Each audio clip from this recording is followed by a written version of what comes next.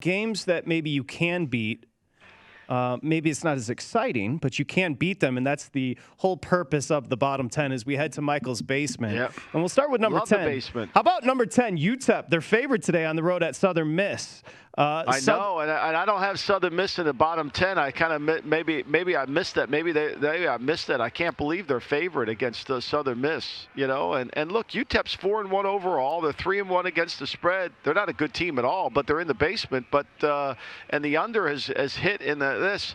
I'm going to lean towards UTEP here. I think I would lay the points. I think I would lay the points here against Southern Miss. Okay, Rice in at number 9. Oh, the Rice Owls. I think they've got a bye this week, but they're 2-3 overall, 1-4 ATS. They're not cashing for the bettors, and so there it is. But they beat Southern Miss. I think probably I should have put Southern Miss in the bottom 10. I mean, Brett Favre's university is not playing very well in Hattiesburg. I forgot to ask Carl about that. I need to, that's right by Carl too. That's right down there. That's really his home university right there in Hattiesburg. ODU, Old Dominion next here, 8 on Michael's basement. They're at Marshall today. Marshall's laying 21. Yeah, this is going to be a hard game for Old Dominion. Can move the football. They can score points. They're 1-4. They've done a better job against the spread. Where they get in a lot of trouble is they can't play any defense. That's why Marshall may be. That line opened up at 19, and it quickly moved to 3 touchdowns because of that. I mean, Old Dominion's defense can't play very well, and I think that's the biggest issue. Taylor Heineke, right? ODU. Yep. ODU, Ricky Rain is good. He's got a chance to get it going there, but it's a program they're trying to build it back. More on Heineke tomorrow, of course, here on the Lombardi Line. Coming in at number 7 on Michael's basement here, FIU. They're catching 3.5 for Charlotte. Yeah, now this is an interesting game because FIU is Charlotte. We know Charlotte has had moments of playing fairly good. I mean, they beat Duke early in the season, remember? Yeah, absolutely. I mean, think about that. And so they haven't been as good. And this is a team that Florida International has kind of struggled.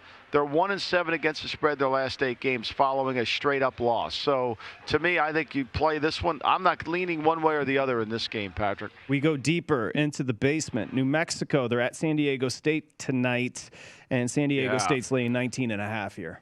Yeah, I like San Diego State here. This is a team New Mexico has not covered. They've been one of the most impressive teams in the bottom basement because they've not been able to cover. They're 2-3 overall, but they're 0-5 against the spread. And I think going into San Diego State is a hard venture. I would lay that as long as it stays under 3 touchdowns, I'm going to take it. All right, we go deeper. Louisiana Monroe, they're hosting Georgia State. Georgia State's laying 15.5-ish, 16 on the road. Yep. Kind of impressive here. Monroe's played better than I thought they would this year. They really have.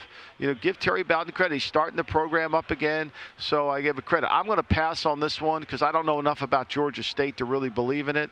So I'll pass on whether I would make a play here. You know plenty about the Zips.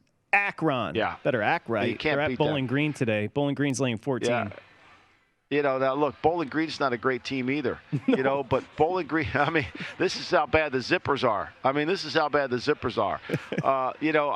almost leaning towards taking the 13.5 with the Zippers, but I just can't. I'll take Bowling Green. The Zippers. I need you know what? We both need an Akron hoodie. That's 100% needs to happen. Next up, Michael, New Mexico State. They're at Nevada. Nevada's laying 29. That line's been moving all the way. That line might get to 30. They might get to 30. But I'll tell you, New Mexico State has played. They're 4-2 against the spread. And they're 6-0 in their last 6 games against the spread following a straight-up loss, as we see here on the graphic. Nice job, Stephen Bond.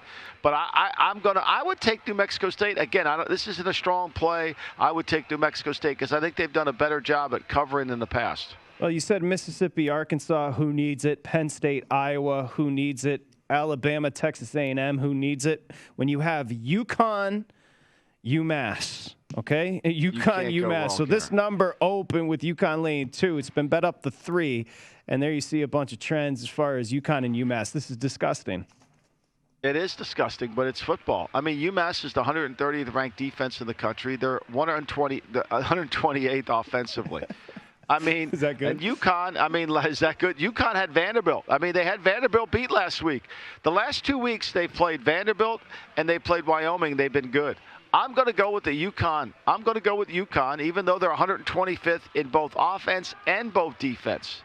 So I think this is a must-watch game. You have to watch this. I'm going to demand that Carl Johnson put this game on in the Beau Rivage. He's got to have it on somewhere. I mean, he's got to have it on somewhere on one of those sets because this is an important game. Rarely do you ever get an opportunity to see these two teams fight it out for who's the worst team in college football. It is, right? Because as I look, you've got them tied at number 1 in the basement. So loser goes home. Loser sticks at 1, right? I mean, yeah, and both of these teams are so good at turning the ball over. I mean, this is where they really did. Yeah. They're great at turning the ball over. So for me, I'm going to take UConn. They shocked me playing Wyoming. They played Wyoming at home. They shocked me. You know, Massachusetts, I know the game's in Amherst. You know, that I don't think that really matters. So I'm going to go UConn here, even without their head coach. I'll go UConn. I think UConn will cover. Yeah, producer Matt was even disrespecting the campus there at UMass. I don't know why all the hatred.